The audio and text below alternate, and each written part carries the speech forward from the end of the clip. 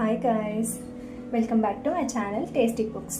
ఈరోజు మనం వంకాయ కూర ఎలా చేయాలో నేర్చుకుందామండి. దీంట్లో 3 టొమాటోస్, ఒక ఎర్రగడ్డ, కొంచెం అల్లం వెల్లుల్లి పేస్ట్, పసుపు, 1/2 స్పూన్ మిరప్పొడి, ఇంకా 1 స్పూన్ ధనియాల పొడి వేసుకున్నానండి.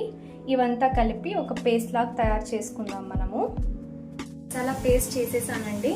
ముందుగా మనం ఆయిల్ వేసుకున్న తర్వాత కొన్ని ఆవాలు వేసుకోవాలండి.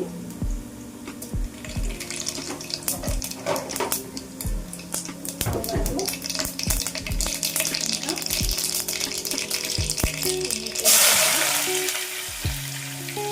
నేను హాఫ్ మాత్రమే కట్ చేసాను. కొంచెం కరివేపాకు, ఆనియన్ బ్రౌన్ అయిపోయింది. దీని తర్వాత మనం ఈ మసాలా వేసేసుకోవాలండి. మసాలా వేసుకుని బాగా పచ్చివాసన వెళ్ళే వరకు కలుపుకోవాలి.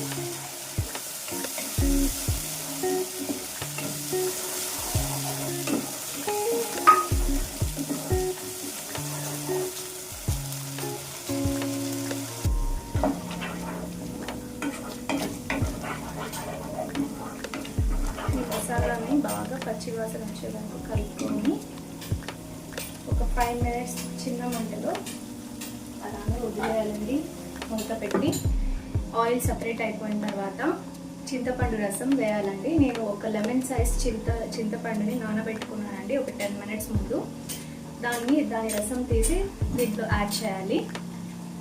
ఇప్పుడు కూర ఎలా ఉందో చూద్దామండి. ఒకసారి లిడ్ ఓపెన్ చేసి ఆయిల్ సపరేట్ అయిపోయింది.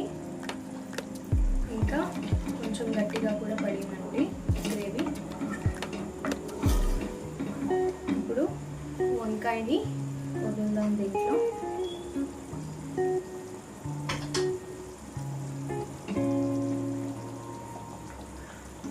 చాలా చిన్న మంటలో మనం కుక్ చేస్తే ఏ రెసిపీ అయినా చాలా టేస్టీగా వస్తుందండి.